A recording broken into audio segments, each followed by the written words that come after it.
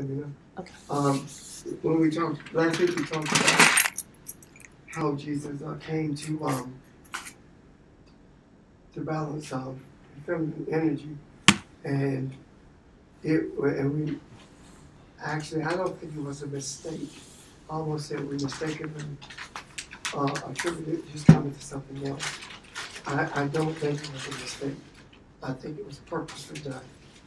And the reason that I think it was purposely done is because of how males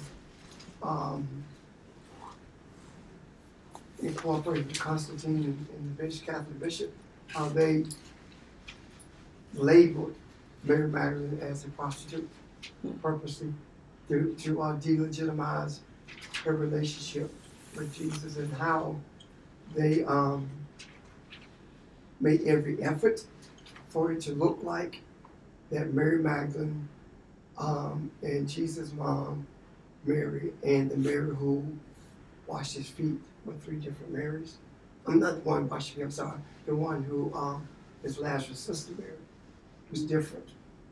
When Mary Magdalene and Lazarus' sister Mary are the same Marys. Who are the same Marys again? Mary Magdalene and the Mary Lazarus' sister, Mary Martha, is the same Mary. And how they went through the great pains to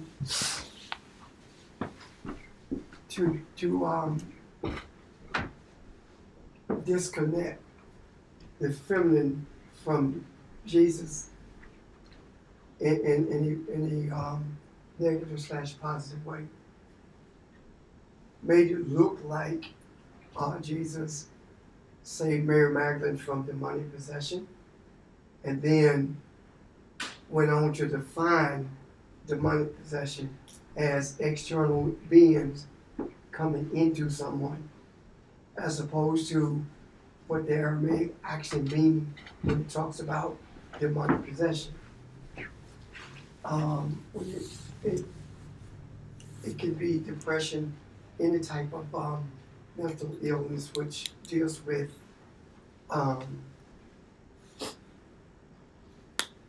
confused thoughts or uncontrollable thoughts. And all of this is internal. So it's not a being coming to possess someone. So really it's emotional kinds of illnesses. Yeah, absolutely. That's it. Stressors that are so, that keep you tied up. Yes. Bound. Sickness of the soul. There it is. That's the word you use. So. Wow. And rather than see it as an illness of the soul, they sold it as an evil entity entering someone. As when they said, and when Jesus said this house was swept clean, which means that balance was brought. And then the balance wasn't followed up. So what happened? The person reverted to what they were, and they were worse off than they were in the beginning. It's no different than, let's say that someone is smoking, and they stop smoking, and they don't smoke for quite some time, then they start back again. Now it's harder to quit. So it is in that sense that the house being swept clean was making reference to. And I believe that the reason they did it, of course, as I said, was because of the nature of masculinity wanting to dominate not just earth consciousness, but to also dominate feminine energy. And in doing so, make earth consciousness be what they wanted it to be, as opposed to what it was created to be. I also believe that, what is that? The beef is. She's going to get it. She's getting it. Oh. I also believe that the reason for it was to dehumanize the female, because it's Reason for what? dehumanize the female. No, but what is it that was purposed to dehumanize Oh, the the female? masculine, making spirituality masculine, Okay. and not affirming the reason Jesus came. See, let's go back to the Old Testament. In the Old Testament,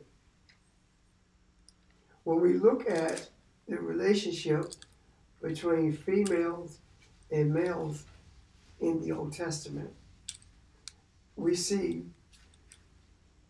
Sarah saying to Abraham, you want a child, I'm barren, and giving him her handmaid, right?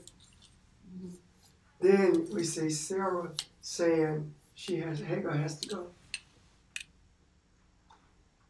Then we see Jacob and his relationship with Rachel, with Rachel being actually the one who makes decisions in the household. We see the tribal connection of the children being based on the female and not the male. So what is the difference between how things were done then? We see the Creator saying to Hosea, take Gomer to be your wife, even though she was a prostitute, and she remained so. What he's saying is, regardless of how you view feminine energy or how it's presented to you, Mhm. it is very necessary for balance. I think that was a foreshadowing of Mary Magdalene being deemed a prostitute in order to discredit her relationship. So if we look at these things from the Old Testament, and then we come to the New Testament, and we hear people like Paul saying a woman should not teach a man. It is sinful for a woman to enter the synagogue with her hair uncovered. It's sinful for a woman to cut her hair. All these things. What's the difference between the two? He took the balance out. Paul took No, what's the difference in between what changed between the times that the Old Testament, and I use Old Testament very loosely because I'm talking about a period in time, okay? What changed from that period in time until the period when Jesus came? What made it necessary for Jesus to show up in the way that he did? What was the difference? The difference is so obvious we miss it.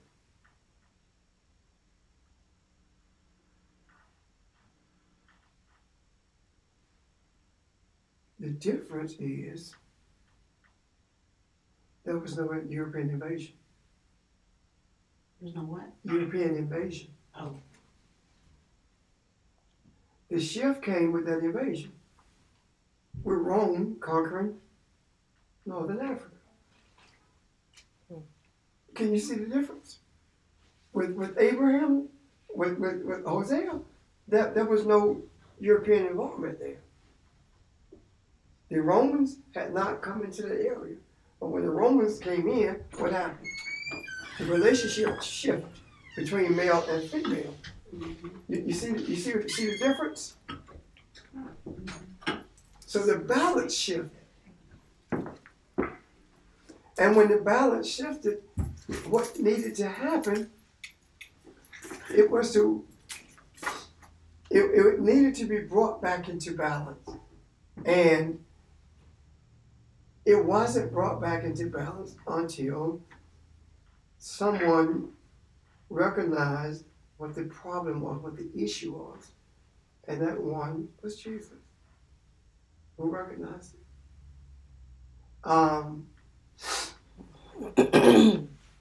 So his name being Joshua or Yeshua, which means Yahweh delivers, is saying just like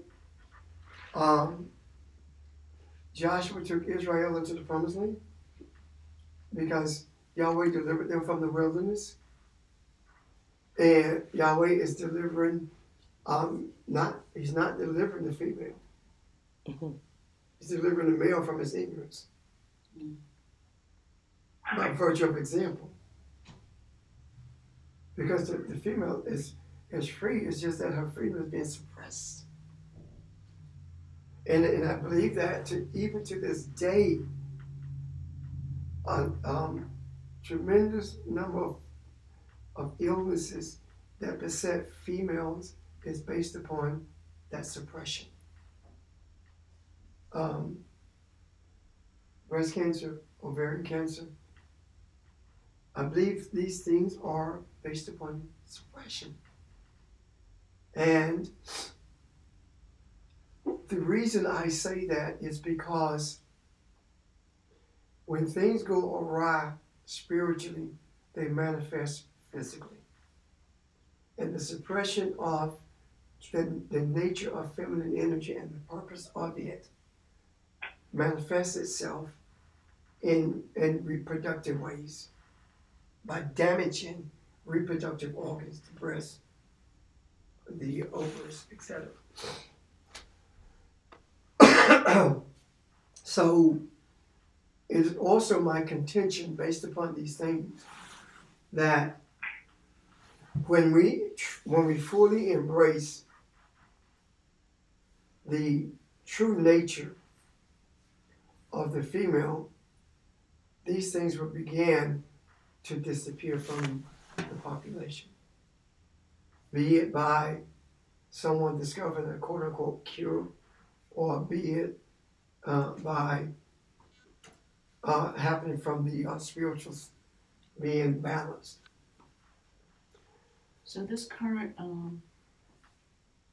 emergence of all of the ills done against females is part of this opportunity to purge and make the male aware of his ignorance and free the female from the oppression and submissiveness that they've had as a result. So you think as a result of this, we're going to see at the end of the thing breakthroughs, because that scab hasn't been pulled off and the pus is coming out. I think it's breakthroughs medically and whatever. I don't think it's to make them aware. I think it's to force them to come to grips with it. Because there have been opportunities. Yeah, there's a difference. But so I think it's the force, and it's obvious that I'm supposed to be talking about this today because sitting before me is 6 feet.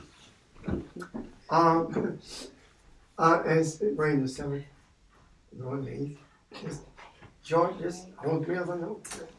Anyway, the idea is to force males to be in compliance and to force females to assert themselves.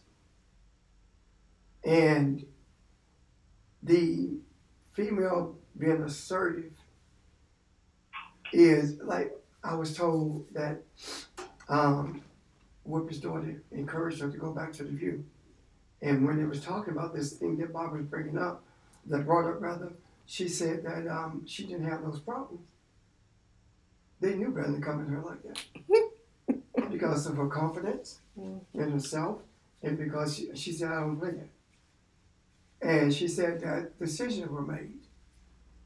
I'm going to go along with this because it's something I want.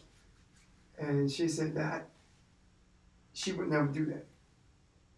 Because there are other ways to get to where you want to be, other than being submissive to this.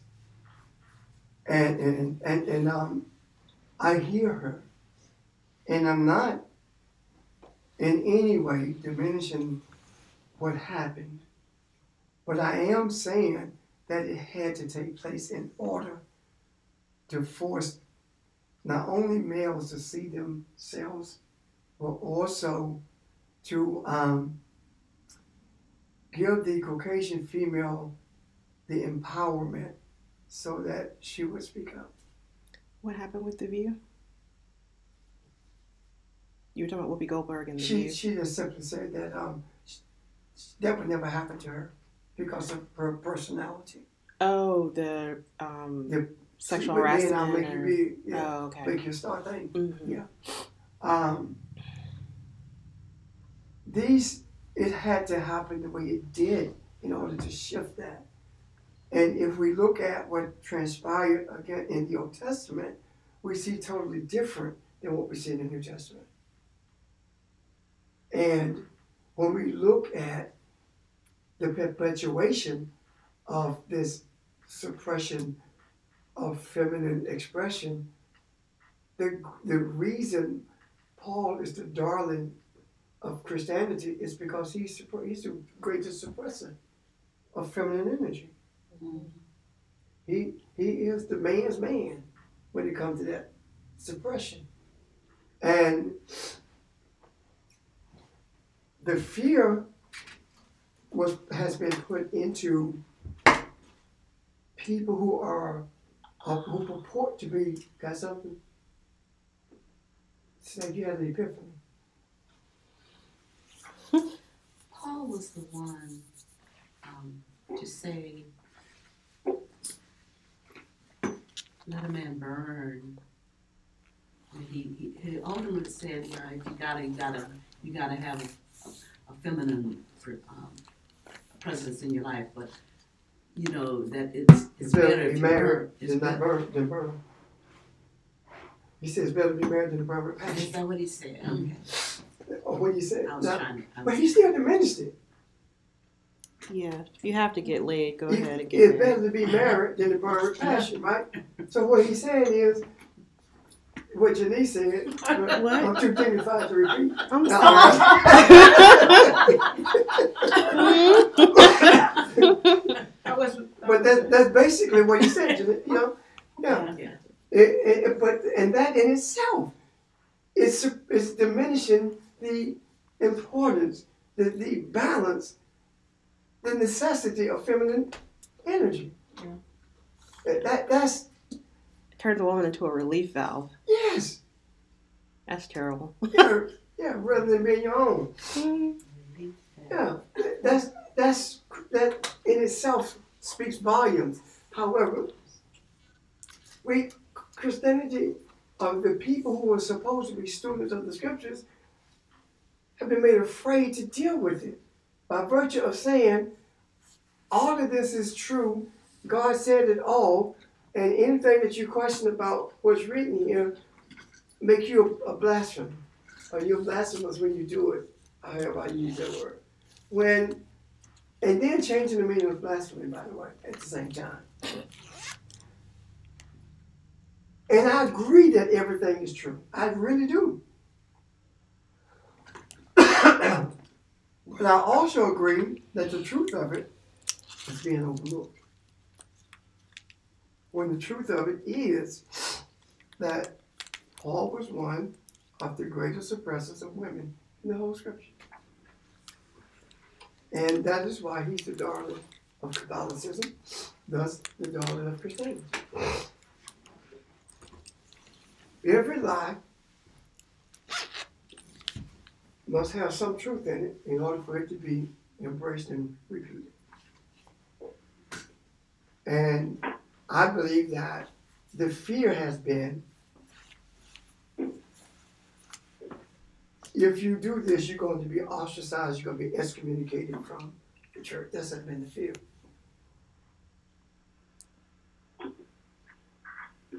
And this has continued until someone would say, you know what, excommunication doesn't even matter. but imagine just saying what you see, repeating the truth. So, here we are. With all of these things happening, and with the understanding that one of the great fallacies of what we call Christianity is the Pope has the power to change anything in Christianity that he chooses to change. On one hand, Mary Magdalene is a prostitute. She's a whore. Information began to surface that there's no proof of that in the scriptures. There's no proof of that in the history of that period. There's no proof that it was Mary of Magdala, because there was no town called Magdala during that period. When this stuff begins to surface, 1969, she's not a whore anymore. So everybody began to embrace the fact that she's not. That's crazy to me. If she wasn't in 1969, she wasn't in 1929 either. And all because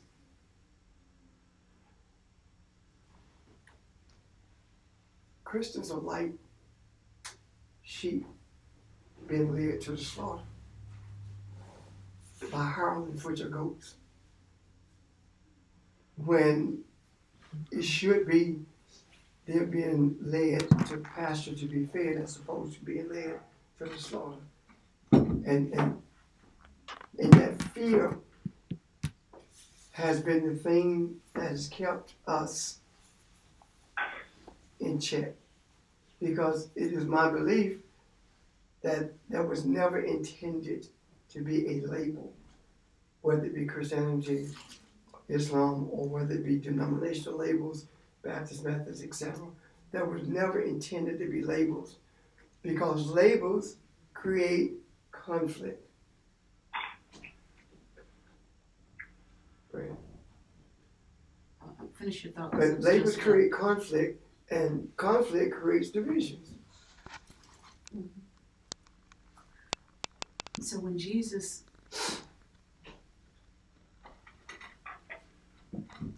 interrupted the stoning of the woman because of adultery, and there was no talk of what you're going to do about them, because it takes two in that relationship. There was no talk at the time about what to do with the man. That was his way of saying that this is bigger than just this woman. That when he said, "Let he who is without sin cast the first stone," you got some stuff going on too, and why would you kill this woman because of something that both a man and a woman were involved in, and there was and they tried to there was no thought about the man ought to be sharing part of that responsibility if in fact they sin. And then on top of that, Barbara, Jesus was also saying the law is unjust, because the law said she should be stoned, which means that if one is unjust, all of them are unjust. And so who promulgated that law? The priests. The priests, who are all men. All men. And we saw that very clearly when it says that only a woman could commit adultery. However, when you look at it beyond the priest, pastor, preacher, teacher, and see it through the eye as opposed to the eyes, you begin to see that adultery had nothing to do with a physical relationship, but it had everything to do with a spiritual relationship, intimacy with other gods.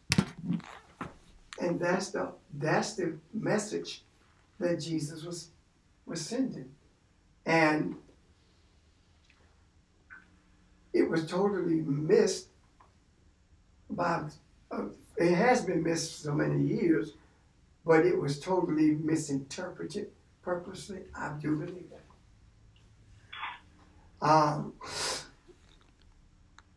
So when we began to see, and this is a type of prophecy, I think, when we began to see a resurgence of feminine energy bringing balance, when we began to see that, we are going to begin to see the demise of the quote-unquote church and denominational religions, regardless of whether it's Islam or whatever. You understand what I'm saying? Yeah, because Yes, Lord. it can't, it'll implode. Yeah. It'll implode upon itself Yeah. after that. If people start trying to teach the same thing when this new awareness is everywhere in the macro and everywhere. It's interesting you'd say that, Barbara, that it would implode, because it reminds me of how they demolish buildings and they will blow the support beams and then the whole building collapses, which means that we're talking about organized religion being founded, like its foundation is the suppression of women. Yeah. And that's the whole foundation of it, period. It doesn't matter which one it is. That's the foundation of it. Even though, you know, the ones who are supposed to be, for lack of a better term, the establishers of these religions were not misogynists.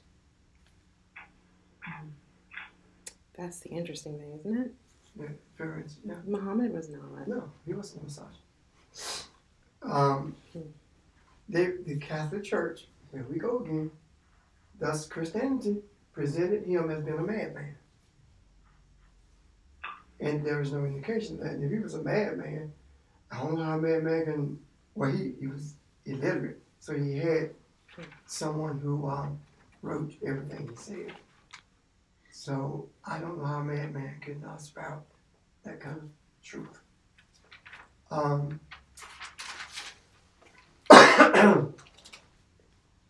There was something else that was brought to mind in relationship to that.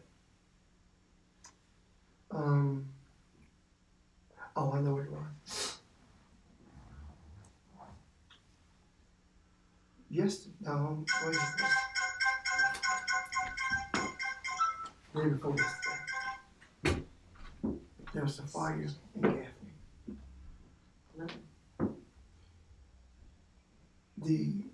You remember me talking about the pastor who was so powerful in the state, and then he died. And they buried him almost a year later. Well, over a year later. Yeah. Remember that? 2012. He was buried in December. He died in July 9th, 2010, and they buried him in December 2011, waiting for a crypt to put him in. Waiting for what? Above ground Yeah. crypt. Well, they saw him to go to the church. And the part that was where it was established, they had built another one right next door. The old one burned. Only thing that's standing are the walls. Everything internally was gutted. When I got a phone call that it was burning, the first thing came to me was fire purifies and it destroys. And the dross was being burned away so that purification could take place. And when I was speaking with one of the people who attends that place, that was the first thing came to them as well.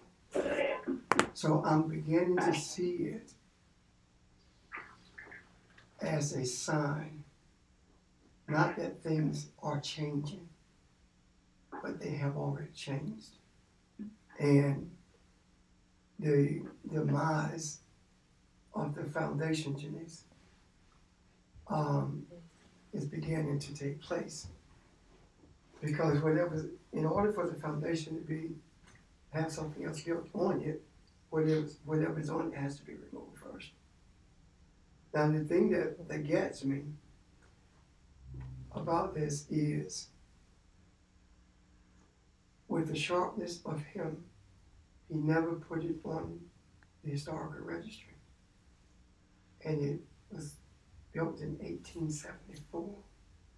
So it could very easily have been, but he didn't do that. And if he had, then of course they would rebuild it, because the walls are still there. I'm sorry, what church was it? Bethel and Gaffney. The facade is still there. And I just feel like this is a message. And nothing else speaks to me other than this is a message. So the idea of the shift that took place from the Old Testament to the New Testament now is shifted from greater things than these you shall do. It's shifting to that place, and that place is the balance of feminine energy. The female being who it is created to be. I was speaking with someone last night, and this young lady has nothing to do with any connection between any church and many teachers of mine. Go. Yeah. What happened is she began to talk to me about the energy. And I asked, do you understand the flow of energy? And she says, somewhat, but not really. But then she began to describe to me how people come to her and how people are drawn to her. One of the things she said was, people are drawn to me not because they love me or want to be with me, but they want what I have. They want something from me. And that's something, I don't know what it is. And of course, I talked to her about people are drawn to her because of the light. She said, well, I understand that it has to be light, but I don't understand how it works. Well, like a moth is drawn to a candle. And the more I thought about that after the conversation, the more I began to understand that this energy is beginning to be embraced by more people than we think, and it's more far-reaching than we could have ever anticipated. Which means that we are not, we're not at a place of change. It's already happened. We just are just not beginning to see it.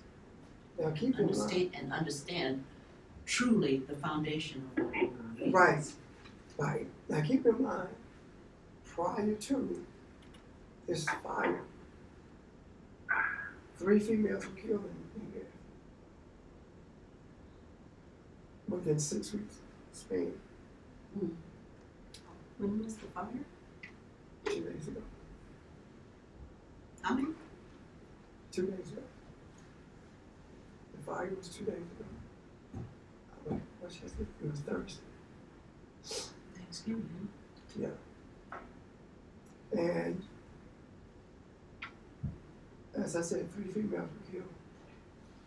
Prior to that, I think that's significant.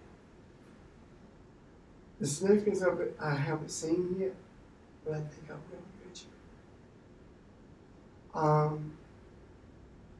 Any questions? I did find some notes from before. I had to get them. Go ahead. So no, you've covered most of it. You talked about how respect is not a learned behavior. Disrespect is the learned behavior when you were talking about treatment by men of women.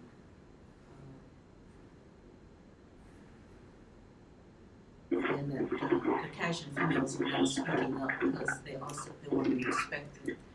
They're not on that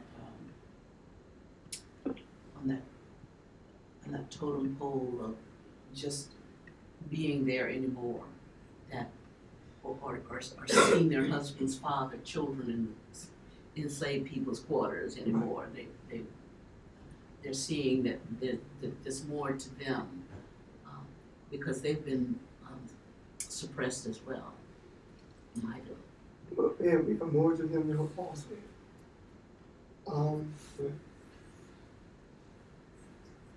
In terms of disrespect as well, and women tend to be the nurturers of men, boys. Is there a degree that we're perpetuating that same disrespect as we raise our children? Are we teaching them that manly man's thought? Yes, we are. So then we have work in terms of cleaning that up too. And this is what we're doing. You also said that Jesus said two things for men. He opened blinded eyes, which are spiritual blindness, and leprosy was healed, which is spiritual disease. Right. And that's the disease of the soul. And only one thing. The rest didn't matter. So they went about their way to do what they wanted to do. Mary means bitterness. And last week I was talking about Magdalene means to the exalted one. So the feminine energy was in this state of bitterness, and it was exalted to the state where it should have been by Mary Magdalene. It came from that place of bitterness, and the bitterness was based upon how females have been treated. It's a suppressed bitterness, not an outspoken bitterness. And even with the disciples, they did not feel like the female should be treated as Mary was treated. They felt the same as they had seen all their lives, that feminine energy or females were supposed to be beneath the status of males. And I think that one of the significant things is when the scripture says that he chastised the 11 for they did not believe. When they heard that he had resurrected, they did not believe it. I believe that is speaking to the ignorance of males, or the desire of males to believe what they want to believe, as opposed to believing the truth. And I think that's where the magnitude of difference is. You understand what I'm saying?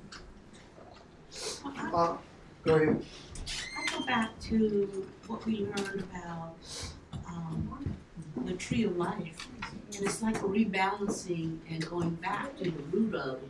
This is getting to the root of the primary issue, because we talked about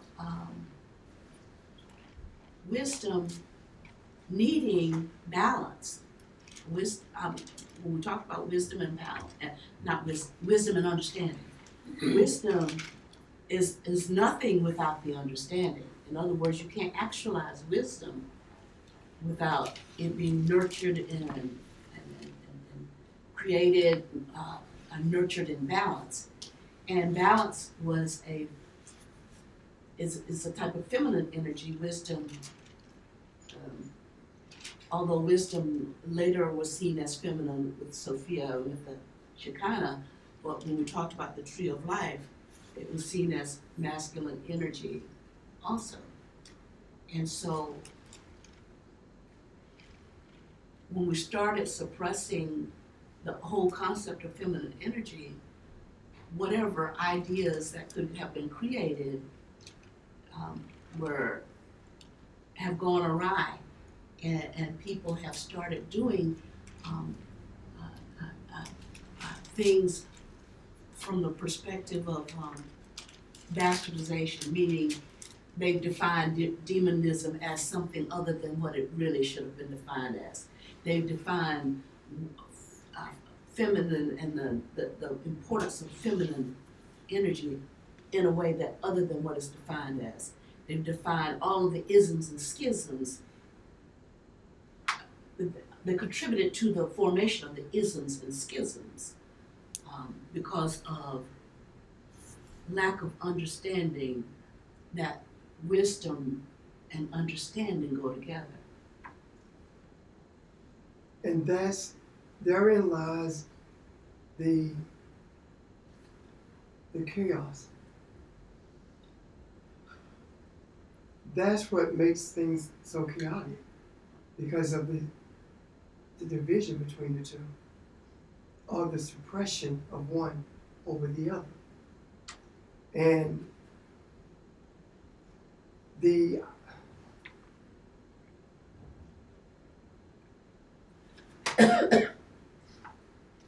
way that things are being dealt with now, it started with the recreational life of humanity. And then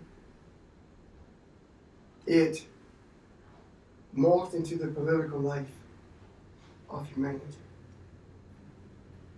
And if we really, really want to look at what happened, I think the foundation for all of this was laid a few years ago,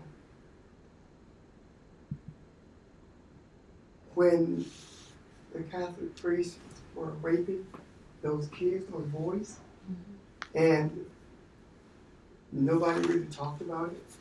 Nobody really cared how it was suppressed, and how to this day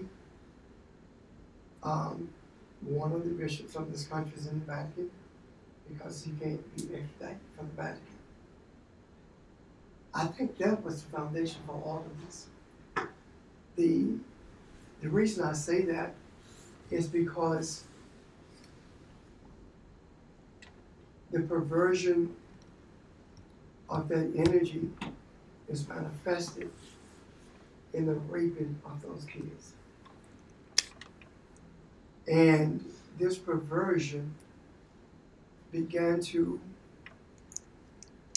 spread through religious sections. Islam, remember? Mm-hmm. So these things with homosexuality began to be uncovered prior to this emergence of these females who are and were being abused.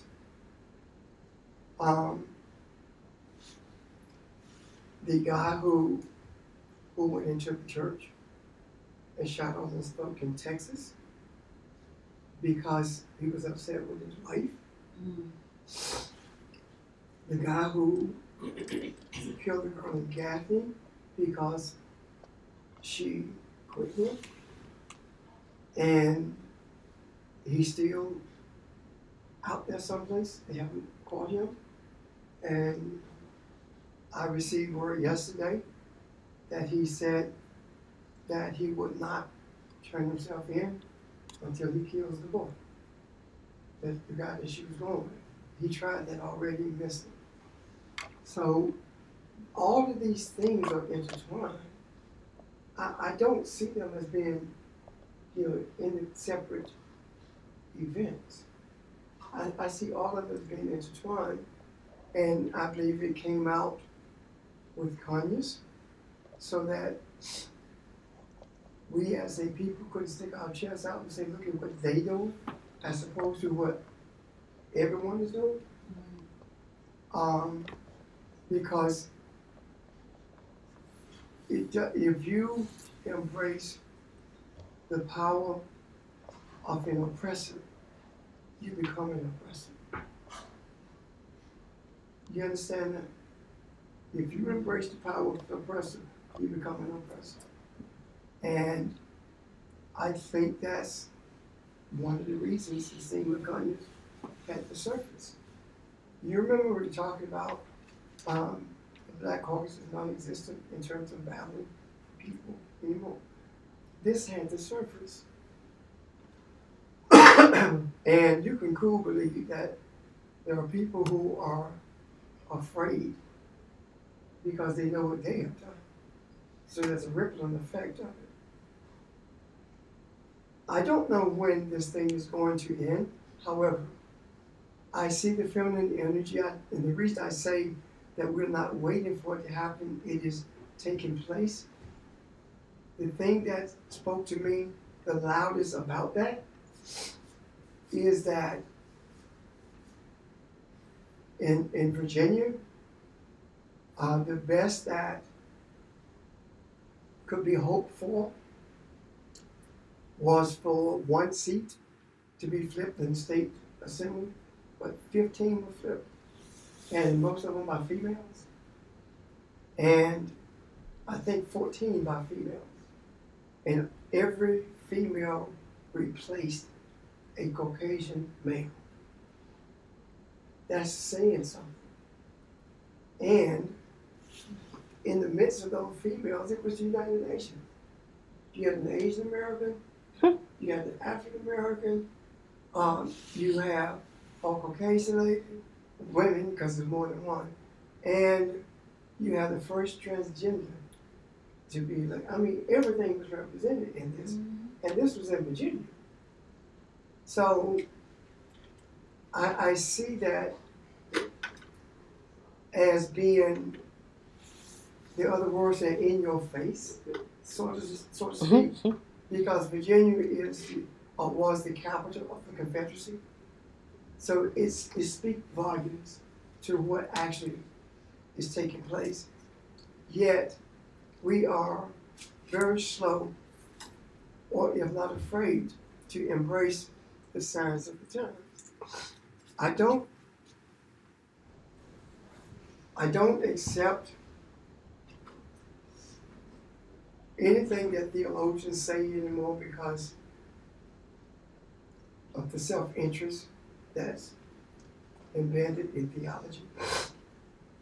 And the men who are the fathers of theology, I lend no credence to what they say.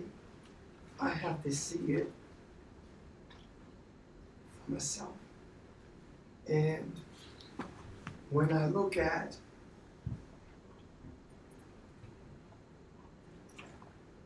how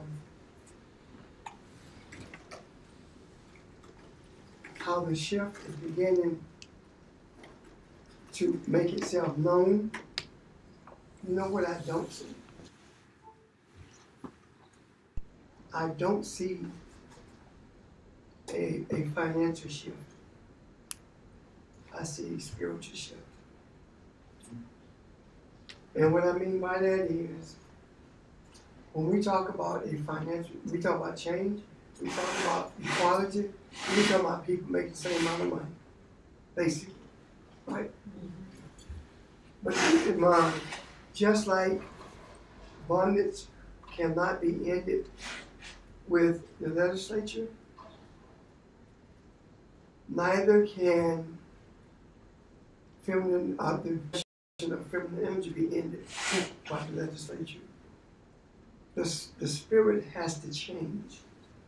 The soul has to be healed. Because the soul of humanity is sick. And it has to be healed. And when it is healed, that is when this thing that we call to begins to take root. Now, we talk a lot about the millennials, they are more spiritually in tune than they realize. But there is a group coming behind them who are far more in touch than they are. And one of the things that I see with them is I have experienced in the past few weeks a number of them dying. A number of What is the group behind millennials? Y? Generation Y? Whatever that generation is behind millennials. I've experienced a lot of them dying. Heart attacks, cancers. Yeah. At this young age. wow. And that tells me that there was pushback for what's going on. And this spiritual pushback is because male dominance wants to keep its position. And we can expect that pushback. But it's too late for that now. And the reason I believe that is because I have never heard anyone say that Jesus came to the female. I've never heard anyone say that. However, when I look at the scriptures, that's what I see now. Mm-hmm. That's all I can see in it. So I say it's too late because Pandora's box has been opened. The truth of his coming has been uncovered. The purpose of his being is being expressed. And that in itself begins to make things new. Now, what changes with that? When you embrace the idea, the fact, the truth, that Jesus came to the female to reestablish feminine energy and to retrieve the true nature of the quote-unquote Holy Spirit, because it has been gendered to be male when it doesn't have a gender. However, the energy of it is feminine by virtue of it being the Shekinah. What do these things, what does it mean? Where do we go from this point when we begin to embrace this? Where does it carry us? What is the necessity in seeing this? Well, the necessity in seeing this is that it is virtually impossible for humanity to function in a way that result in miraculous things. And I say miraculous because that's what people who are unaware of who they are call those things that are out of the quote ordinary. So how can we who are embracing this be consistent in bringing these things about? Where does the consistency come from in expressing these miraculous events? Where does it come from? How was Jesus consistent in doing that? And if Jesus was consistent in doing that, then and we are supposed to be able to do at the very least the things that he did, how can we be consistent? I submit to you that in order to be consistent, we have to do things the same way that he did them. In other words, we have to use the same system, the same methods. Are you following me? Yeah. We have to use the same system and the same methods. So the question becomes, what are the methods and how do we employ them? Well, Jesus said that he said, I only do what I see my Father say. What he was saying is, the only thing that I am capable of doing is what I perceive from my Father. So a clear perception of a womb of the father/mother, a clear perception of that is what gives us the awareness that's necessary in order to bring these events into manifestation. And that in itself has been manipulated to a state of blindness.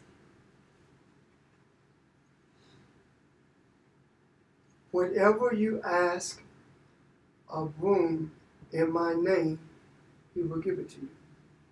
Have I talked about that? Whatever you ask the Father in my name, he will give it to you. It's been a while. Sounds familiar. The whole idea of name has to be truly understood. When it talks about baptizing people in the name of the Father, Son, and Holy Ghost, the most important word there is not baptizing. The most important word is name. The word name speaks to methodology. It speaks to a system, a way of doing things. So when Jesus says, whatever you ask the Father in my name, he will give it to you. Jesus is actually saying, whenever you employ the methods that I employ, whenever you use the system that I use, then you will receive what you request. Now, what system did he use? What method did he use? First of all, he embraced feminine energy. He recognized the necessity of that balance. He did not manipulate females. He did not extricate them from his presence. He did not follow the norms of society and how society viewed females or related to females. He broke every single rule. He broke every single law when it came to dealing with females.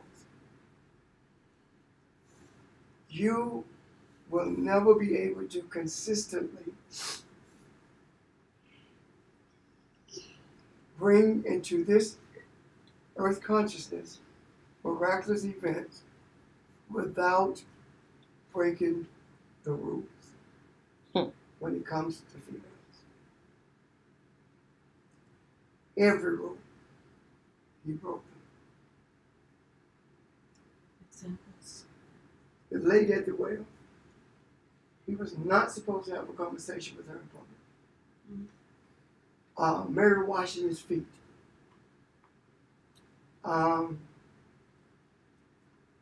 was the rule there? Huh? What was the rule there? She wasn't supposed to touch him if she wasn't his wife or mother's related to him. The women who traveled with him. So Mary, being his wife, of course, was Salome. the way he talked to her, women were not talked to about the law. They were not taught. He did that. As a matter of fact, he taught her to a greater extent than he did the disciples. So he broke all the rules. But what have we been given? Every rule we have been given is the rules that dominate females and subjugate them to whatever we think is right. A woman can't teach a man. The wife is subjected to her husband. She must reverence him. The husband is the man of the house. Those things. No, he's not. He's the man in the house, but not of it. There has to be balance in every relationship in order for it to function effectively. If there is dominance on either side, it does not function effectively. So that's what I'm talking about when I say he broke every rule. This is the embracing of feminine energy. This is respecting what we have been taught to disrespect. And the way we disrespect it is so subtle until sometimes we miss it.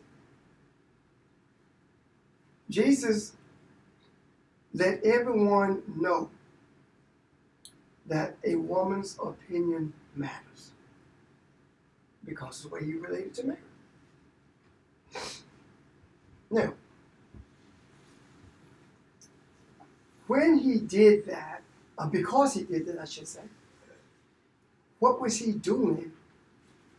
Because he was able to manifest things, he was actually bringing balance to Adam. That's what he was doing. Until we are balanced as we were when we were created, because we were not created to be Ish and Ishon. We were created to be Adam. Until we embrace that, we will not be able to function as Elohim, which is the way that Jesus functioned, as Elohim. Can you talk a little bit about what's been cut out of the scriptures people are familiar with in terms of Mary, Jesus' relationship with her? She taught, right? Yeah. And I guess I'm thinking about folks who have not been with us long or who might be listening online or something like that. Okay. Like where they might get more information, because there's stuff hidden from most people The book about of Thomas, this. the book of Mary. These are books that were thrown aside because of the nature of them. It was extremely difficult to take the book of Thomas and cut out everything that related to the female and feminine energy. It was very difficult, where it was impossible to take the book of Mary and do anything with it other than throw it away if you didn't want people to see the relationship that existed there. To this day, in not only Israel but in southern France, people revere Mary because they through storytelling and through documentation, they have seen the relationship between Jesus and Mary, and they hid it because they were afraid that they would be killed. That's why they hid it. These books that were thrown to the side are just as legitimate as the books that were accepted. As a matter of fact, more legitimate, because the books that were accepted were translated in a masculine way. And what I mean by that is that everything with power was masculine, and everything without it, or everything that was denigrated, was feminine. However, the other books were not written that way. And if the book of Thomas is not legitimate, then the 14th chapter of John is not legitimate. Because it was Thomas who said, I will not believe until I touch you. So, if that's legitimate, then his writings has to be legitimate.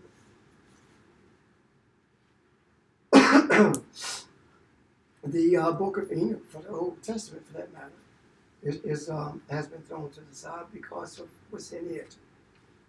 The books that were expressive of the spiritual essence of humanity were the books that were not accepted. And the reason that the majority of the books in the New Testament were accepted, were written by Paul, the reason they were accepted is because of how he took truth and manipulated it to fit what was accepted. Woman should not be uncovered when she goes into the synagogue. Woman should not cut her hair. Her hair is her glory. Woman should not teach a man. Woman should not usurp the authority of a man. That kind of thing. While all the time men were usurping the authority of women. And that exists to this day. So, when we embrace the truth of the balance, that is when we are able to do what Jesus did. And it is my contention that everything in terms of opening blinded eyes, leprosy, curing that, Jairus' daughter, etc., all these things were done to hide what's really available until such a time that someone was willing to see the truth, but also speak it. And what I'm saying is the spiritual nature of what we call the miracles of Jesus have not been taught as being spiritual. Opening blinded eyes has been taught as being a physical thing. Oh, he opened blind eyes. As opposed to looking at it very carefully and seeing that it did not say eyes, it says ayin, which is eye. And if the eye is dark, then the whole body is dark. Eye, not eyes. But that's how it has been presented. However, when we see the nature of what's actually happening here, when we see the nature of what it means, to have be born again, that kind of thing. When we see the nature of these things, it is at that point that the other things are revealed to us in conjunction with what is real. The reason people were able to say in the name of Jesus and some of the things that happened is because of mercy.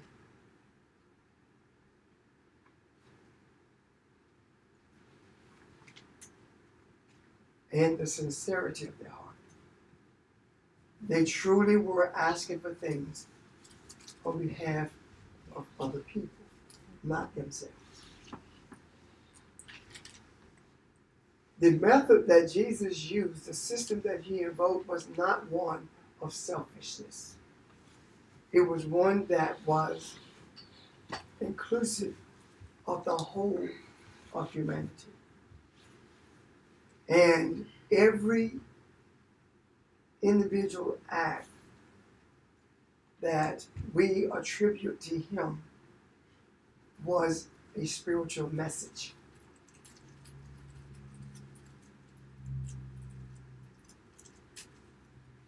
You remember in the Old Testament, Leviticus, that a man could not come near a woman during her menstrual cycle. They had to be in separate places. The woman with the issue of blood had a cycle that would not end. And when she touched Jesus,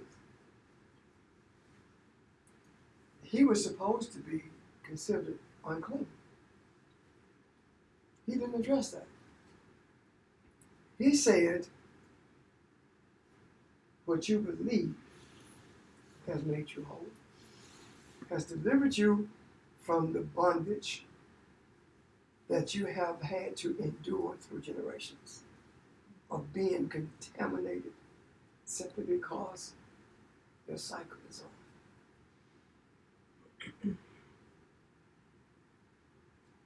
That's the message he sent. If he was supposed to be in compliance with the laws of Leviticus, then he would have to remove himself until he became clean again, be declared clean by the priest. That's the scripture, isn't it? So that's a rule that he broke. And if we are to be able to manifest it in the physical things of this nature, we cannot be in compliance with the rules of Christianity, the rules of Islam, or any other ism, and the rules of any doctrine. We have to be in compliance with the rules of the Father. Because he said, if you believe as I believe, if you believe the Father as I believe, not only do I number greater things, it is a unwavering belief that leads to an inseparable knowing of the Father that allows us to be able to do what he did. This is the system that he employed. This is the method that he employed. When we accept this, when we embrace this, then we begin to understand some things. You will never again feel like you're powerless. You will never again be afraid of anything. You will never feel like or you are inferior to anyone. When you get to that place of knowing, you will have an experience that speaks to your very nature, that tells you and shows you what it means to be in this world, but not of it.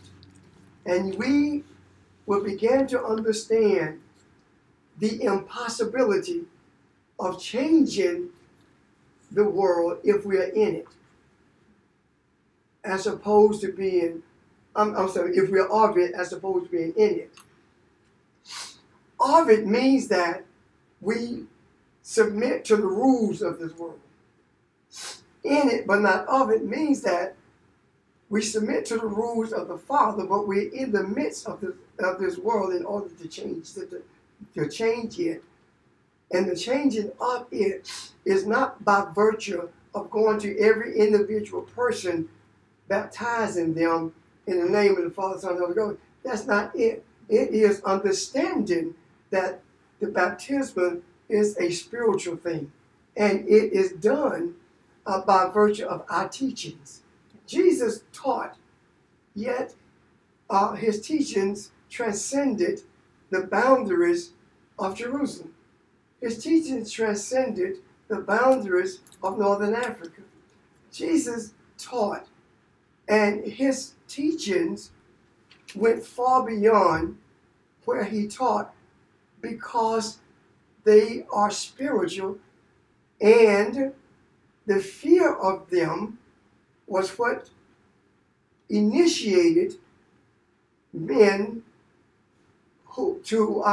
initiated man's efforts to minimize them, so that they could continue to dominate females and thus dominate the earth. All of that comes to an abrupt end when we embrace the essence of who we are, when we embrace the reality of feminine balance.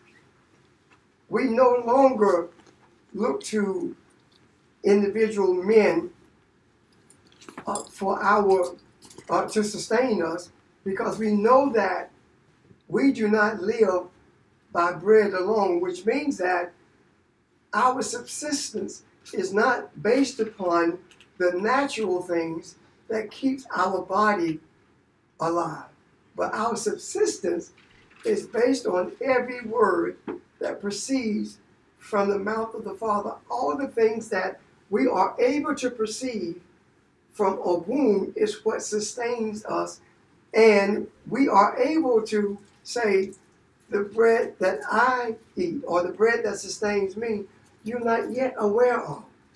And this is what he was talking about when he said, the bread that I eat, you know not of. That's what he was talking about. When we embrace the femininity to the extent that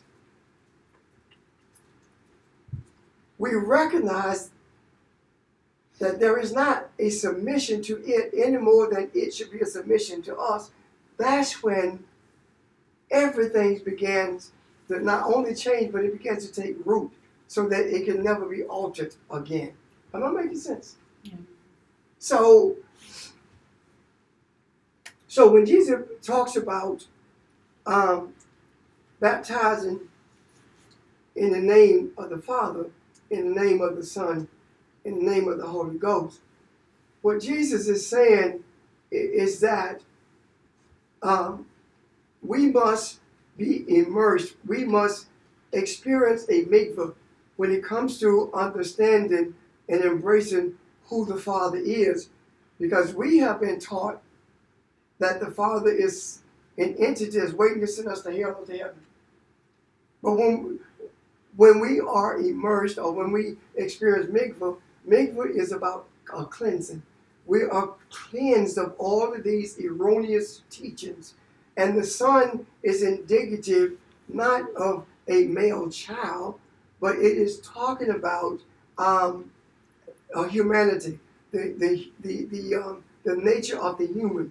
When we understand that the nature of the human is the way it is, or in the state that it is in, because it is not in compliance with the laws of the spiritual, neither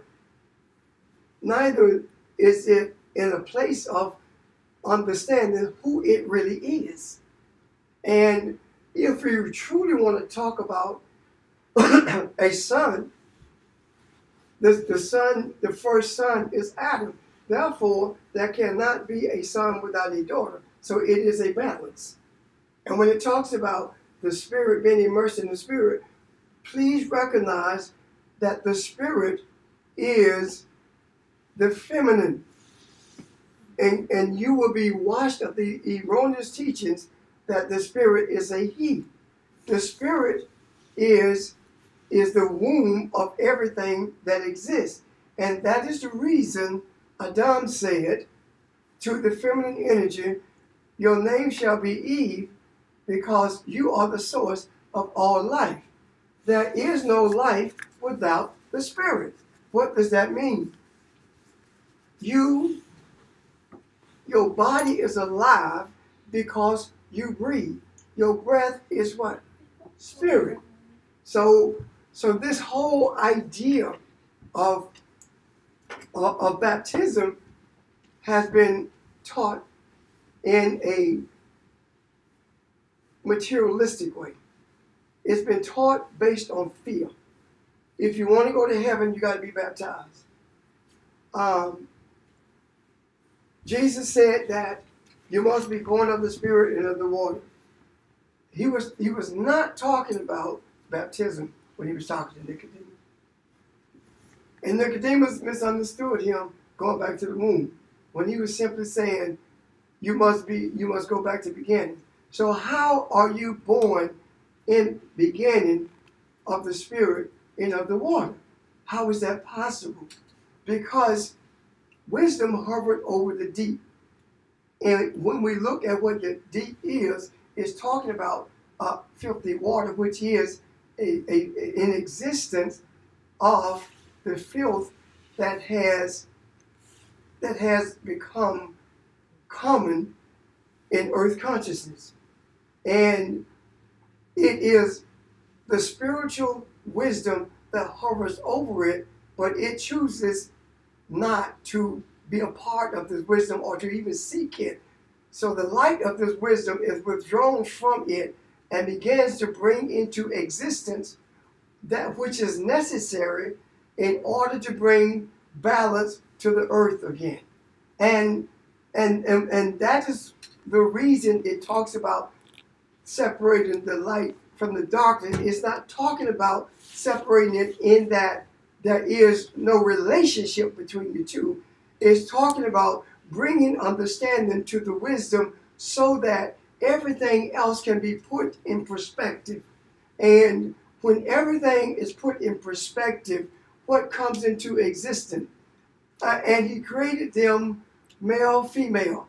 In other words, he created not them, he created it, male, female. That's what it's talking about. It is talking about an androgynous spiritual entity that was brought into existence. And the personality of this androgynous entity that was brought into existence is explained beginning with the 7th verse in the 2nd chapter of Genesis. When it begins to talk about how he took the dust, it's simply talking about the building of a soul. It's talking about the creation of a soul, which is the house of thoughts and emotions of the being that is going to inhabit this physical entity called a body, because the one who created all knew what was to come. Why? Because it had to be that way in order for the created being, male, female, to become what it was created to be. It had to go through this process in order to be what it was created to be, which is Elohim. And in order to be Elohim, you have to create. And we have not done that. We have invented, but we have not created. And we are in the process of creating. What are we creating? We are bringing into fruition earth consciousness that is indicative of the tree of life that exists in the spiritual realm. So it can truly be as above, so is below. So that there will no longer be in existence of a tree of knowledge of good and evil, which evil prevails over. Rather, there will be a tree of healing, a knowledge of how to bring into compliance with the spiritual world those ideals and thoughts that are in non-compliance. That's the tree of healing in the midst of the New Jerusalem, the place of righteousness. So all of this begins with our having a purer, not necessarily pure, but a pure view of what this feminine energy is all about, and being in a place of not accepting it. Because if you can accept something, you can also reject it. It is not accepting it. It is recognizing it for what it is. When you recognize something for what it is, no matter what you think about it, you can't change what it is. Does that make sense? So we have gone about it the wrong way. We have been making efforts to accept it as opposed to recognize it. Any questions?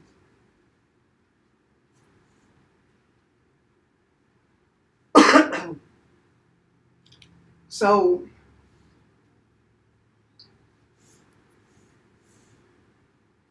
this is where we are. We are at a place where the strongest man is the one who recognizes that he has been complicit in being oppressive to feminine energy and has a deep desire to step back from it, be forgiven, and move forward.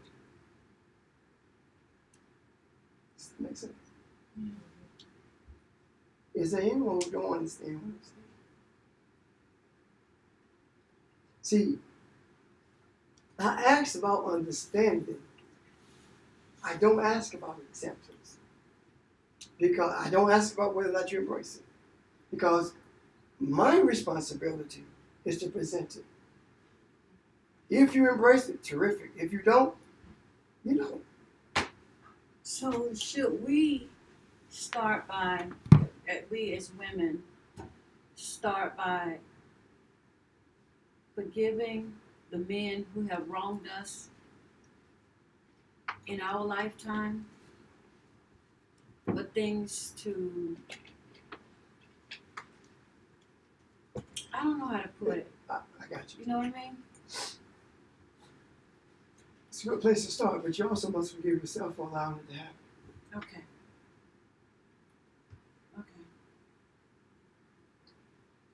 See, forgiveness is always a two-issue. Always. And keep in mind, that forgiveness is not merely letting something go. And that's what we've been talking. Forgiveness is about restoration. When you forgive yourself, you're restoring yourself to the place where you were before the event took place. When you forgive someone, you're restoring them to the place where they were before the event took place. And it does not mean that you have to continue the relationship on the same basis. It means that you have unburdened yourself with something that you should not have been burdened with in the first place. Yeah, now I see why I asked you earlier this week. What's the purpose of forgiveness? Should we ask God for? Why should we ask God for forgiveness? See, the reason you're not asking, you're asking the Father for forgiveness. Because you have not complied with the Father's or his doctrine or request. That's the Father. And how do I know you asked the Father? What did Jesus say? When you pray, you say, Our Father, right? And then when it gets to forgiveness, who are you asking for forgiveness? You've forgiven those, and you're asking the Father to forgive. So it's the Father who does what you forgive. And we've lost sight of that. What we've done, we have conflated the Father, the Son, Jesus, Christ, Lord, God. We make all of the same thing. And they are not. They are not. And simply because we make them that in our speech and belief, it doesn't change who they are. However, it damages us in that the things that we are looking for doesn't happen because you actually wrong. That's why I have kids who are saying, why did God allow that guy to shoot that girl? If God is so good, where's Jesus when this happened? Look what your Jesus did. That's why it's so important for, lack of a term, the right person to be in that place to give eulogistic remarks.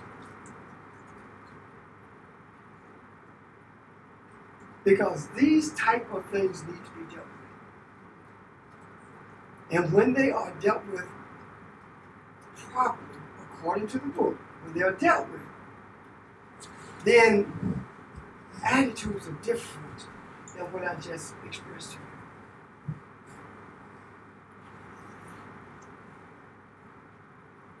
When people are told God didn't do it, the devil did it.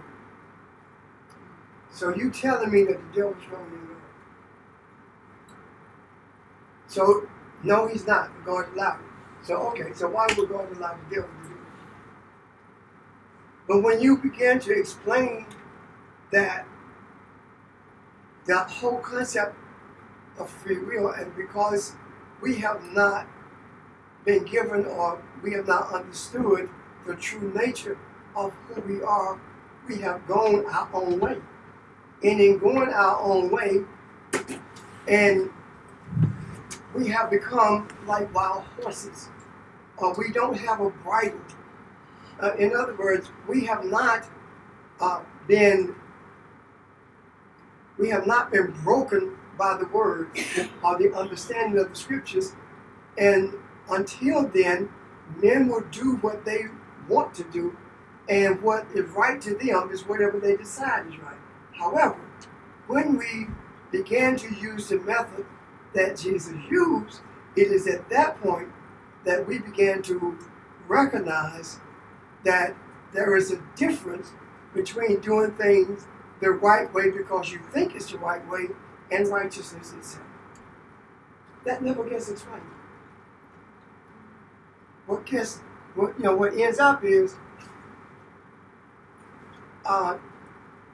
she's in heaven with Jesus, singing on the choir. That kind of thing. That's what gets expressed. And consciously, the ones who are asking about where was God, where was Jesus, the ones who are asking it consciously, they believe in heaven and hell. But the reason they'll ask those questions is because subconsciously, something deep inside them telling them something wrong with this. Something is not right. And no one is really, to my knowledge, I should say, is really dealing with it. Is really making those statements that can bring about change.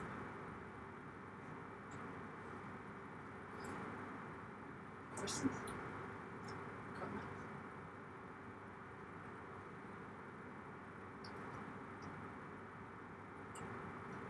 Unless there are questions or comments. So I got a question. So when we forgive ourselves, forgive those who have wronged us, who've done something that We can say it any way you want to say it. wronged us, or did something to hurt us.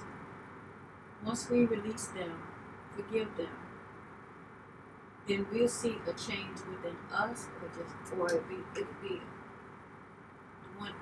Will it be a change? We'll see a change in us, the ones who have forgive them and release them, or in with mankind in general. You won't see a change in you. You will experience a different life. You will feel different. Your experience will be different.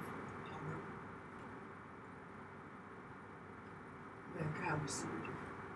There's something different about it. I don't know what it is. Well, we might also experience the freedom of the knowledge. Of course. Because thoughts of that will not enslave you. Because thoughts, forgiveness doesn't mean you forget. But when the thoughts come, they no longer hold you captive as they could once done. Forgiveness, you're right. I'm glad you said that. Yeah. It doesn't mean you forget. You can remember without the anger. But okay, so that's true forgiveness. Then, if you'll remember what happened, but there is no pain there. No pain, no. But if there is pain, that means you really haven't released that person. You have not forgiven. Because And it's not releasing the person. It's releasing that energy that weighs you down, that hurts you. right, Because the person's not thinking about you. you know, When they're sleeping, you're awake. yeah. You know what I'm saying? Because I've forgiven my dad for what has happened, what had happened, and I know that everything that happened for a reason. And I kept asking him, even though he's gone, I said, why did this thing happen? Why? But I had to remember, I had to forgive him and to forgive myself. Because when your dad hurt you, that really cuts deep. So he's in another place, so I've forgiven him and I stopped asking. And I'm done with that. Because the why will come to you if necessary. Right.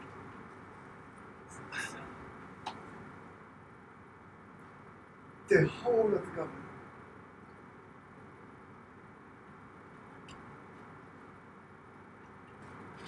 has stated who is God is.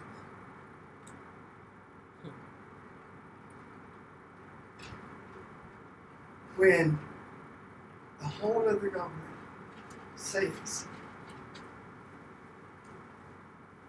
we want a pedophile because we need his vote. Do you see what the Democrats are saying? The only reason they talked against it is because they want to win. They're not doing it because they're wrong. The government has stated its position. And that's how it's always been. And not only the government, but in your face, the quote-unquote Christians who say, yeah, but we need him for something, the greater good or something. Yeah. Whatever their definition of that is. And this is the same church that justified slavery. This is the same church that taught slaves what church is. This is the same church that taught the scriptures to the ones standing in the African American pulpits. The same church. This is the same church that embraced the Scofield Bible when Scofield was a racist. But African Americans loved the Scofield Bible. The same church. So I can't understand for the life of me, how can you embrace a doctrine that embraces, how you say that word? Yeah. How can you embrace that? I don't understand that, but yet you say, I don't embrace that. He is wrong. But you still preach the same thing. It hasn't changed.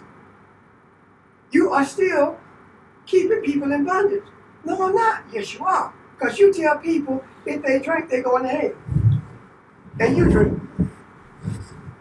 You still telling people that the man rules over the woman. You're still telling people that. That's the same thing. These are the same principles. You still have those, 7 or 9 cardinal sins. You still use the same thing. So don't tell me you're dressing it up. But just because you put a suit on a pig, it doesn't make him a human. He's still a pig. So you can dress it up any way you want to. You can philosophize all day long. You are still preaching the same thing that physically and mentally enslaved you. That's it. And that in itself, Barbara Jean, is exposure of that church. Think about it. God is no longer with you. You've had every opportunity to change. And every time that you changed for the worse. What do you mean?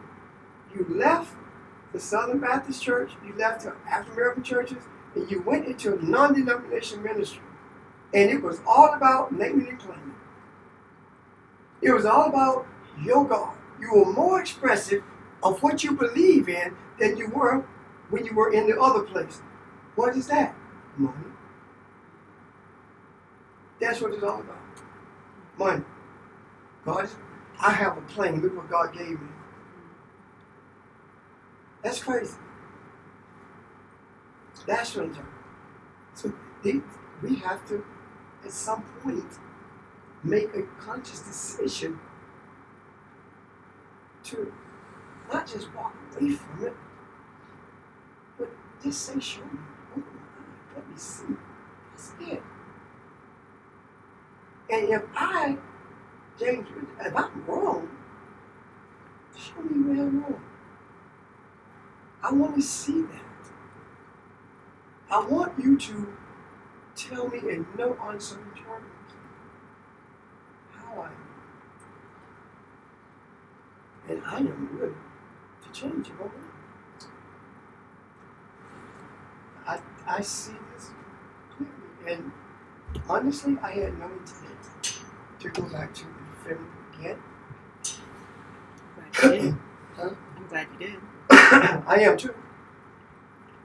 Because had I not have been disobedient in terms of what I was feeling. So, any other questions?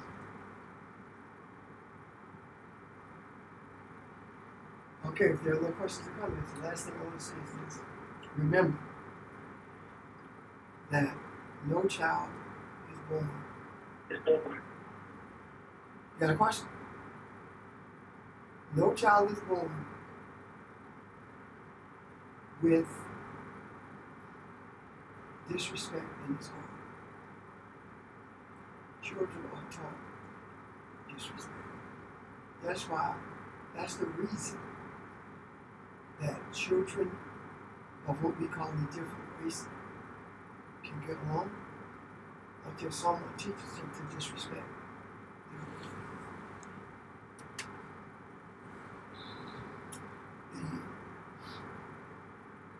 Why is it that the baby, when children are small, they have an affinity for the mom?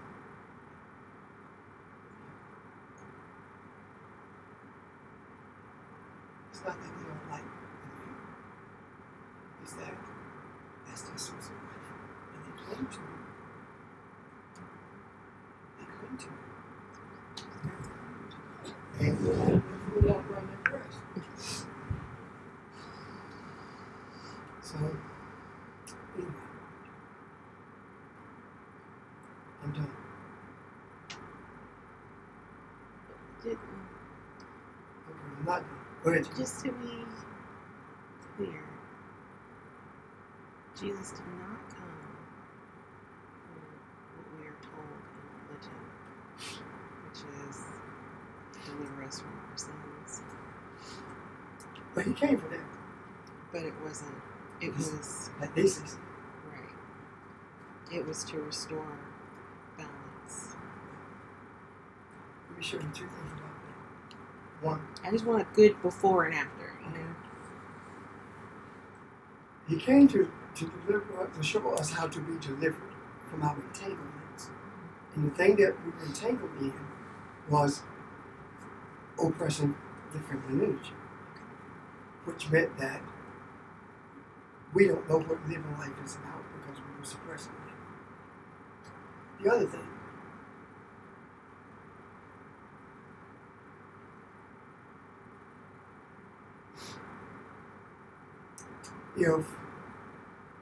if Jesus came the human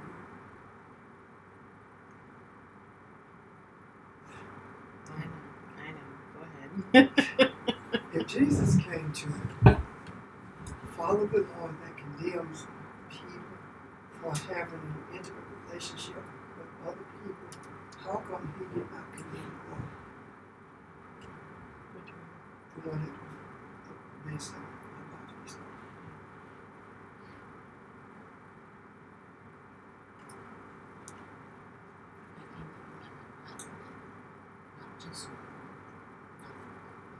Yes. We make those decisions on our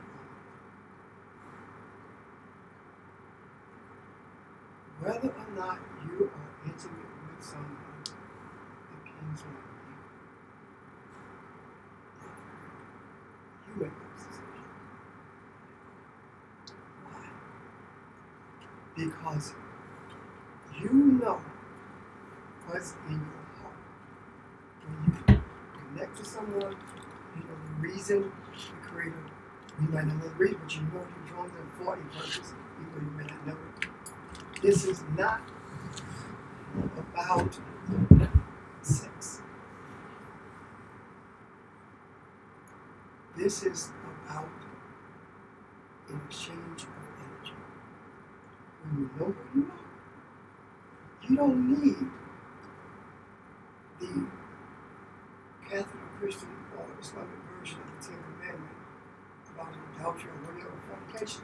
You don't need that to hold you in check. You do it yourself. Because you understand the nature not only of yogi, but the nature of the one who you are about to live with. And you respect that. If you don't respect that, you don't respect yourself. And heaven discloses to you. Enlightenment discloses to you. You can't see it. Why? Because you are manipulated. You understand what I'm saying? And I struggle to say that because I say, wait a minute, kids can't understand it too. That's important. That's extremely important. Because how many of you know what fornication is?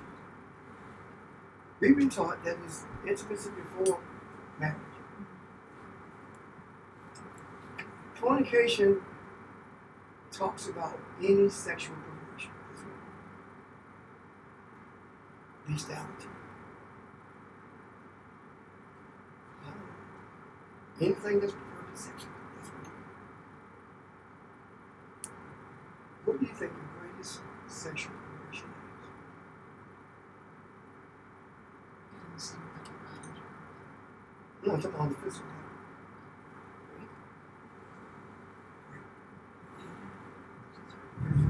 Right. Now, the spiritual level bothers you. That same thing that Audrey and Janice said is when you pretend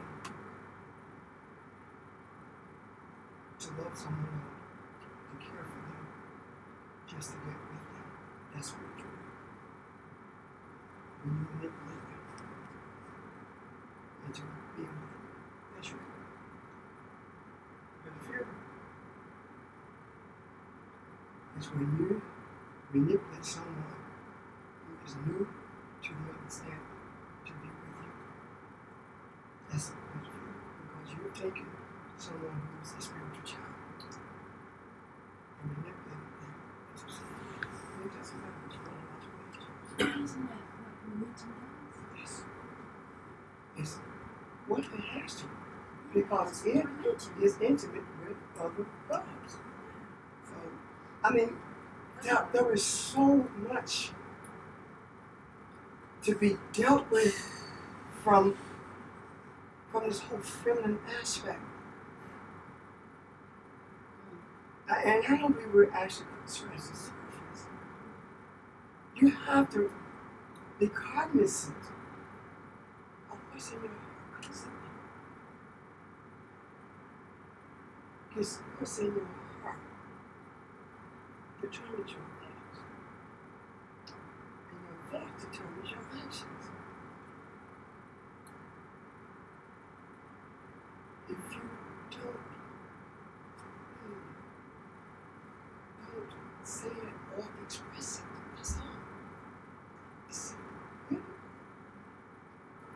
That's the decisions we make.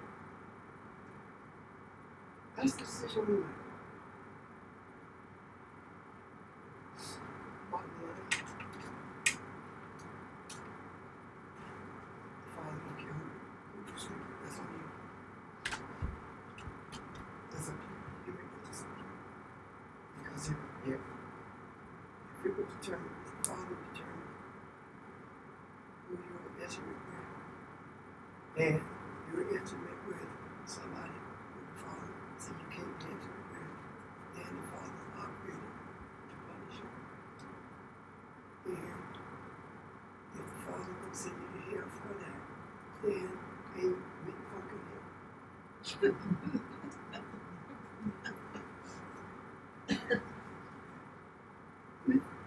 It's the truth. Guess what? And the population of heaven will always be scarce. If that's the case. It just doesn't make sense. Okay. I thought I'd finish. That's why it talks about bringing up a child. If you bring up a child in the way that you should go, you always return to it. Teach the child. You can't move the child. It's not your property. You can move the child. But guess what? You don't know what that child is. That's why you can't do it on the basis of fear. And this person did everything illegal, unorthodox, perverted that you could think of. And every time that they got caught, that they had not known, that's not ready child in the right way. Every single thing they had not known.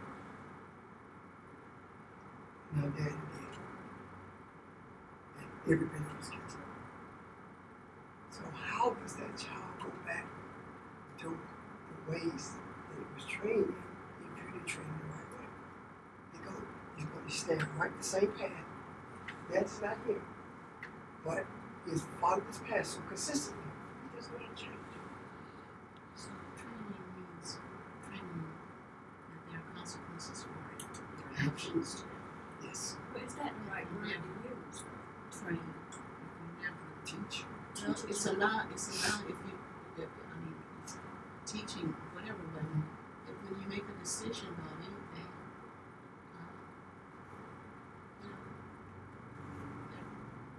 and consequences are not necessarily negative. It's just something that is as a result of a decision you made. That consequence might be something I decide to do myself. I don't think it's wrong. But when I do something and it negatively impacts somebody, be it my mother or my father, I don't believe that there's any decision we make that we make in isolation. Our decisions directly impact and influence others. Because we're connected. So, and that's part of the teaching too. And because we're one, Mr. Lord leading us just as much as others. That's back in the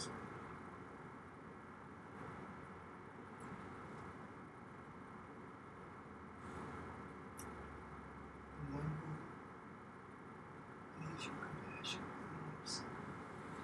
It's the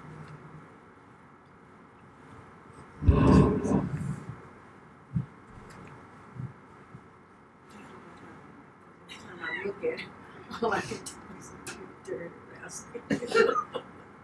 But thank you for telling me that. I will forgive him. Who is this? Well, the guy who had something in Alabama. He is.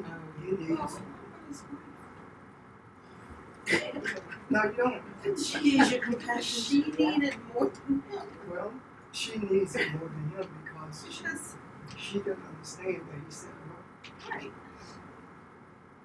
He's manipulating her just like all those other girls. You know, my question would be, is he, because you said, you know, Homegirl want to be a wife of a senator. she may not have been aware of his physical behavior, but you said that we're aware at some level. Right.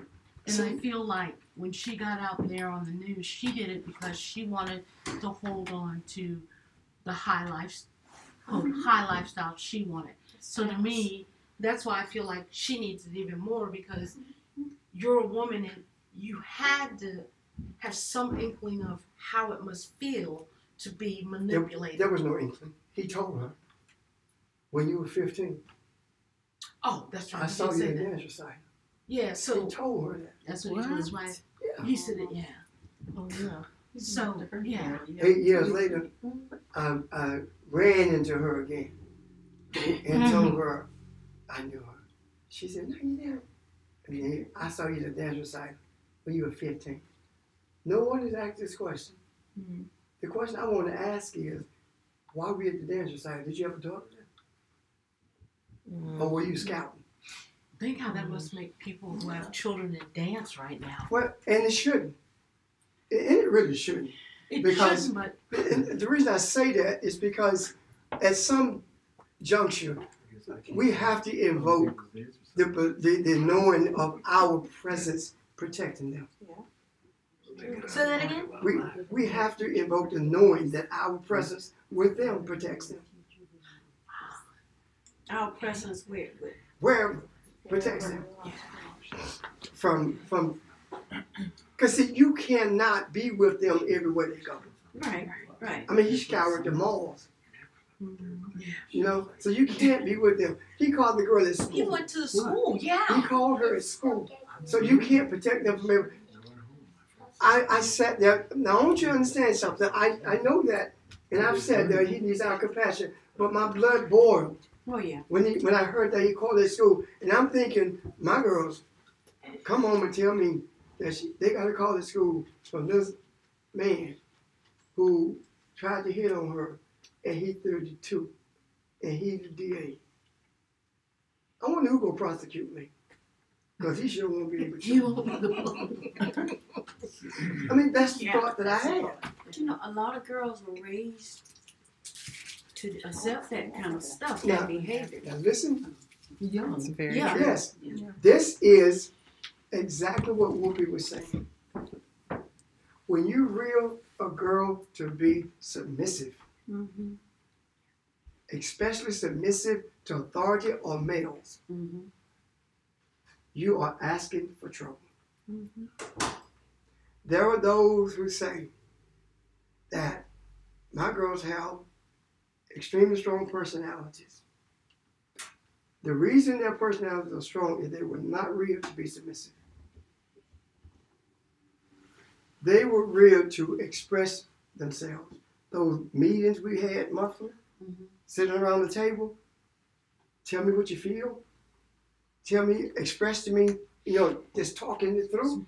Those are the things that taught them, and their dad is saying to them, you don't settle for anything. That's what I'm talking about. You cannot reel a child to be submissive. They have to be strong, because things happen to them if they are submissive. Am I right? Yeah. Oh yeah. Not only that, you have women, because I found out my first job out of college. There is a population that the young ladies are are raised to marry up. So if marrying up means to be that senator's wife, I have to accept this and that. It's not because it's all about that status quo. Well, Marrying up to be in this part of society. And I was sitting there one day when this lady sat there and said it. She's like, I taught all of my girls. She said, I married up and that's what I teach them. So there's certain things you got to accept so you can marry up and have the status quo. Well, back in the day, my grandma wasn't a big age difference. That was throughout. people get married for love. Right. Back People then, married to have children, work the farm. it was usually the males was way older Yeah, than the ladies. Cause my grandma was like a little girl compared to my granddaddy in pictures. And then they die. Right. Women would die emergently. Yeah. Because my granddaddy had 3 wives. All 3 of them died. He In had 25 childbirth? children. I guess that would kill. Them kids. She slept with 7 times. He had 3 wives. Yeah, each one died. He took care of all of them. But we'll talk later. In not at the same time. Did you not watch? They weren't at the same time, were they? No, they weren't 3 wives at the same time. Oh. No, I said each one of them died. Okay, each, I'm Yeah. sorry. After one died, he married I got one. Yeah. I got you. All right.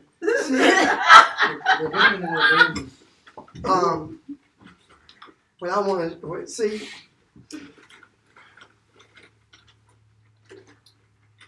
That's what I'm talking. Females are raised to marry somebody, and that in itself teaches them to be submissive. Yeah, that's true, Pastor.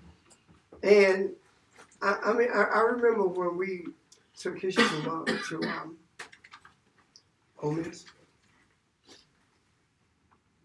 There were girls there who came to college. Yes. You find out of them like that. Yeah, But I mean, you're groomed yeah. to present yourself as and everything about advertising, everything in our culture is about being pleasing, being this offering for a man. Selling yourself. That's a good word for selling an offering. image. Mm-hmm. Well, you remember this girl told Kathy she was chastising her and telling her that with the attitude you have, you're not gonna make it in life. And she said, I don't worry about that. I'm blonde, white, and blue-eyed. This girl was like, what, 13 years old? Who told her that? My mom. Yes. She get mama. I mean, that's what she said. Oh, I forgot. And pretty. Oh, it's not like her mama, but I mean, she's probably been around. That's the attitude that she had. Now, if she had that attitude at 13, Very good. what's she gonna be at 23? Manipulator. Yeah. She's gonna get a wake-up call too. They'll groom her to hide A it, skill. but she'll Sure, become you're- skilled you're- at using that. Talk about, what's his name, Moore? Yeah. The flip side of that, in a distorted way, to me, seems to be Mike Pence's wife. She's the one that interests me more than Moore's wife. Moore's wife is just, I gotta fight for it because otherwise, what am I, right? Mm-hmm. Pence's wife, now there's somebody who's interesting. Well, I think Pence is interesting because his wife, he's controlling. He controls her. Mm-hmm. Manipulator. When he says, It's all her ideas that I'm hearing about. you should not go in another room with another woman without your wife. You shouldn't go to dinner without your wife. And when I hear things like a homosexual, you agree with homosexuals should be stoned. This is crazy. There's a whole Christian facade. So I agree that she is interested. Even if what you're hearing is true, there is still control. Even if she's controlling him, that's still control. That should never be controlled. That's what I'm saying. It's the flip side Yeah. of that perversion. That's all. And Because a lot of those ideas that from what I understand, that he's adopted, came right from the woman lying next to him. Well, presumably in the same bed. We don't know. Could be 2 beds, could be 2 rooms. Anyway, Yeah. same breakfast table. Right? So, Hopefully. Hopefully the same breakfast table. But the idea of control remains. That's my point. Right. If I'm controlling your life, well, I mean, who gonna control mine? well, the point is, yeah, it controls the point. Yeah. It's going to come out one way or the other, and either way, it's a distortion. It's a distortion. And you are presenting yourself as the creator to whomever you're controlling. I know what's best for you. You don't. And that's kind of you presenting yourself higher than the creator because he don't control us. He's not a manipulator like he taught us. Yeah, you're right. You're right. Yeah, you're right. So the creator, the God that you serve, is the one you created. And guess what? 99% of the time, when someone is controlling, they use the Bible to do it. 99% of the time, they use the Bible to control. That's why it was shaped to be what it is. Yes, it is a book of control. Anyway, before we digress, we go home. Okay, I'm done. That's what it is. Telephone people, thank you. All of you in the room, thank you. Thank you. Thank you. Until we meet again. Bye-bye. Bye. Bye. Bye. Bye-bye. Bye-bye. Happy Thanksgiving. Same to you. Thanksgiving just got to California.